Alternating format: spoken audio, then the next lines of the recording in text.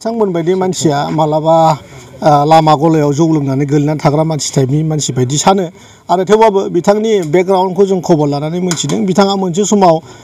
गावजोंनो एखेलेगे खामानि मावग्रा जि माने आइजोमोन बे आइजोखौ बिथाङा रेप खालामनायनि मोनसे सेस्था खालामदोंमोन आरो बै समावनो बिथाङा रायजोफोरजों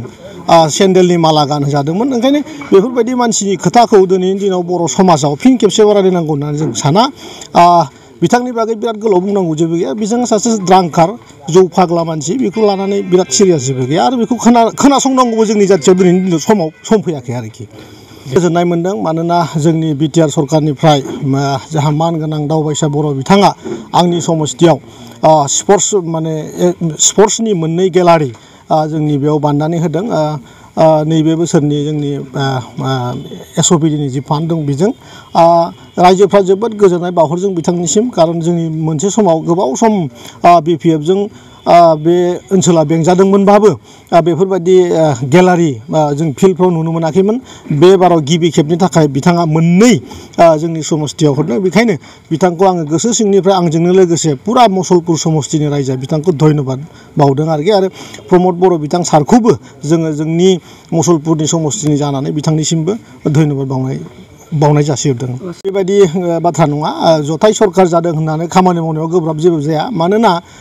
जथाय सरकार जायोबा हयथ' जोङो घगने थाबै जोङो मिटिंखौ जनांगौ जायो खारन वान साइड डिसिसन बे समाव जानो हाया बेखायनो जेब्ला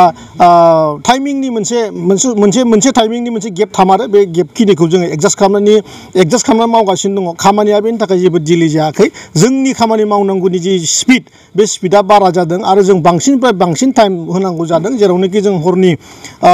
हरसे सानसे जों खामानि मावनानै दा माने मावनांगौ जोंहा दा दायथ' जादों आरोखि खारन बे समाव जों बयबो मिथिगौ बिपिएफ हान्जाया माने गोदोलांनाय मोनसे नाव बे नावआव आरो रावबो गाखोनो लुगैया दिनैनि दिनाव बे समाजाव आरो बिपिएफ होननाय मानसि बुथारग्रा बे हान्जाजों सोरबा जइन जानाया बे जाहोन जानो हाया खारन बिपिएफ मिन्स माने मानसि बुथारग्रा मोनसे हान्जा आरो बे हान्जाखौ दिनै मा लांखावनो रायजोआ माने गावनि बिखानिफ्राय गावनि गोसोनिफ्राय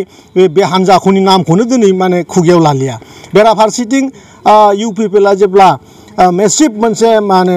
मेम्बारशिप ड्राइभ खालामनायनि थांखिजों खामानि मावगासिनो बिथांमोनहा बेखौ फल' खालामदों आरो आं बिथांमोनखौ दिनै बुंखायो दिनैनिफ्राय 10 साननि भितराव गोबां जायगायावनो हाजार माने बिपिएफ कर्मकर्ताफ्रा माने इउपिपिएलआव जगदान जागोन थिग बिदिनो मुसलपुर समस्थियावबो फैगौ 10 दाननि गेजेराव 3,000निफ्राय 4,000 बिपिएफनि वार्कारफ्रा जइन जानो थांगासिनो दङ